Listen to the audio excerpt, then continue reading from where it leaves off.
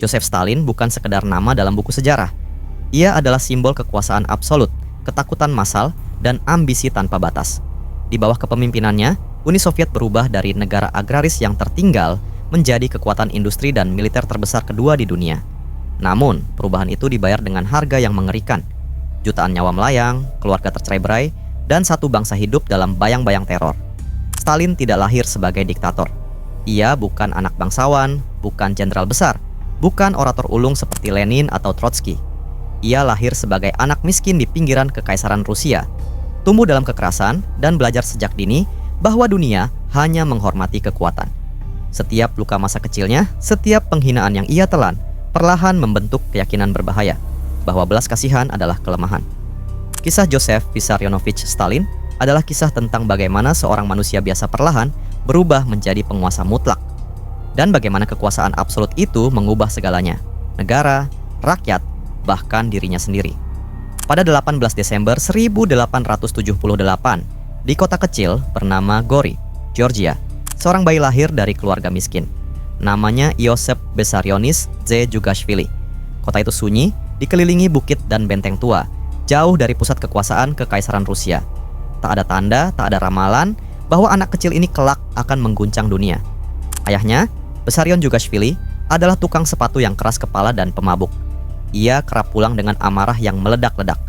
Ibunya, Ekaterina Gladze, dipanggil Keke, adalah perempuan sederhana, religius, dan sangat mencintai anaknya. Untuk bertahan hidup, ia mencuci pakaian orang lain, membersihkan rumah, dan bekerja tanpa kenal lelah. Kekerasan adalah bagian dari kehidupan Stalin kecil. Ia menyaksikan ibunya dipukuli, dan seringkali ia sendiri menjadi sasaran. Trauma ini tidak membuatnya cengeng, melainkan dingin. Ia belajar menyimpan emosi, mengamati, dan menunggu saat yang tepat. Penyakit juga menghantui masa kecilnya. Cacar meninggalkan bekas luka di wajahnya seumur hidup. Lengan kirinya mengalami cedera permanen. Kekurangan fisik ini membuatnya sering merasa rendah diri, namun juga memupuk tekad untuk tidak pernah terlihat lemah. Ibunya melihat satu-satunya jalan keluar dari kemiskinan adalah pendidikan agama.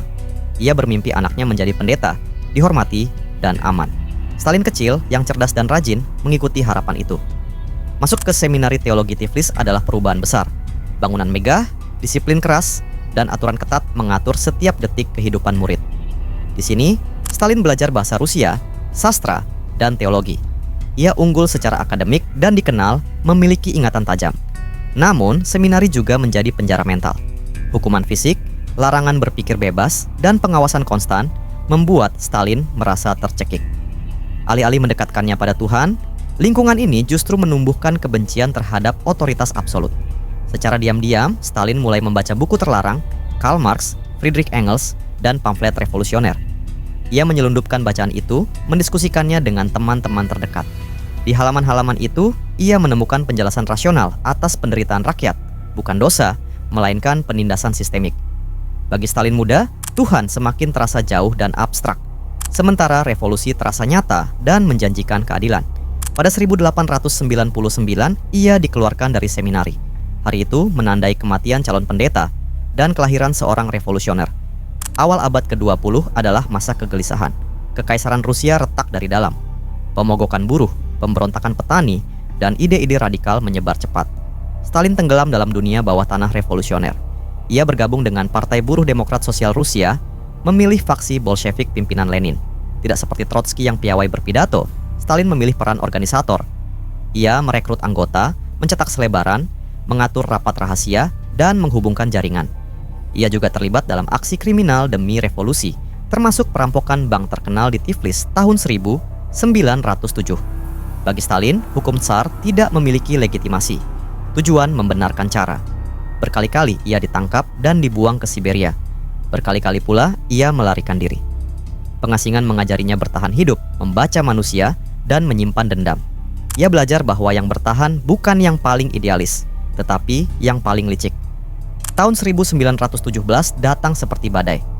Revolusi Februari menjatuhkan Tsar Nicholas II. Rusia tenggelam dalam kekacauan. Pemerintahan sementara lemah dan terpecah.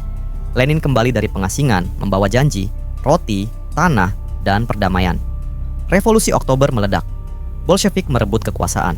Stalin tidak berdiri di panggung utama. Ia tidak dikenang dalam foto-foto heroik. Namun, ia berada di ruang-ruang penting, mengatur komunikasi, logistik, dan struktur. Ia belajar bahwa kekuasaan sejati sering tak terlihat. Setelah kemenangan, Stalin mendapat posisi strategis. Pada 1922, ia menjadi sekretaris jenderal Partai Komunis. Jabatan ini dianggap sepele. Namun, Stalin melihatnya sebagai alat untuk mengendalikan partai dari dalam. Pada Januari 1924, Lenin meninggal dunia. Uni Soviet berduka. Namun di balik air mata, perebutan kekuasaan dimulai. Leon Trotsky adalah bintang revolusi. Cerdas, karismatik, dan dicintai tentara. Namun Stalin memiliki senjata lain, kesabaran dan jaringan. Ia membangun aliansi sementara, memecah lawan, dan menempatkan loyalis di setiap posisi kunci. Surat wasiat Lenin yang memperingatkan bahaya Stalin disembunyikan. Sedikit demi sedikit, Trotsky kehilangan pengaruh. Ia diasingkan, lalu diburu. Pada 1940, seorang agen Stalin membunuhnya di Meksiko. Perang sunyi berakhir. Stalin menang. Akhir 1920-an, Stalin berdiri sendirian di puncak kekuasaan. Ia menghapus kebijakan ekonomi lama dan meluncurkan rencana 5 tahun. Pabrik baja, bendungan raksasa, dan kota industri bermunculan. Uni Soviet bergerak cepat menuju industrialisasi. Dunia terkesima. Namun, di balik statistik dan propaganda, penderitaan mengalir. Target produksi yang mustahil memakan korban. Kecelakaan kerja, kelaparan, dan eksekusi menjadi hal biasa. Stalin percaya sejarah akan memaafkannya. Manusia, baginya, hanyalah angka. Pertanian dipaksa kolektif, tanah disita, ternak dirampas. Petani yang menolak dicap kulak, musuh negara. Perlawanan dibalas dengan deportasi dan eksekusi. Di Ukraina, Kazakhstan, dan wilayah lain, kelaparan melanda. Jutaan orang mati perlahan, anak-anak mengemis, desa-desa kosong. Namun negara terus mengekspor gandum. Stalin menyangkal segalanya. Bagi rezim, kelaparan tidak pernah ada. Paranoia Stalin mencapai puncak pada tahun 1930-an. Ia melihat pengkhianat di mana-mana. Pembersihan besar dimulai. Pengadilan sandiwara digelar. Pengakuan dipaksa dengan siksaan.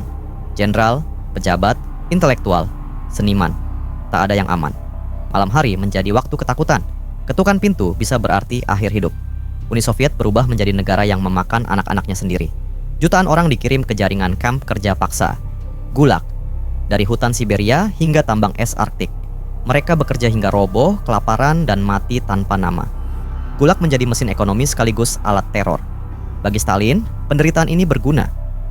Pada 1939, Stalin menandatangani Fakta Non-Agresi dengan Hitler. Dunia terkejut. Namun, pada Juni 1941, Nazi menyerbu Uni Soviet. Stalin terpukul dan sempat membeku dalam ketakutan. Ia bangkit. Mobilisasi besar-besaran dimulai. Kota demi kota hancur. Puluhan juta tewas. Pertempuran Stalingrad menjadi titik balik. Uni Soviet menang. Stalin muncul sebagai pahlawan dunia. Pasca perang, Uni Soviet menjadi superpower.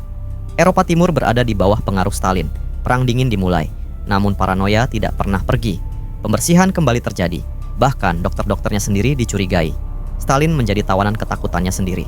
Pada 5 Maret 1953, Stalin tergeletak tak berdaya akibat stroke. Orang-orang di sekitarnya ragu menolong, takut salah langkah.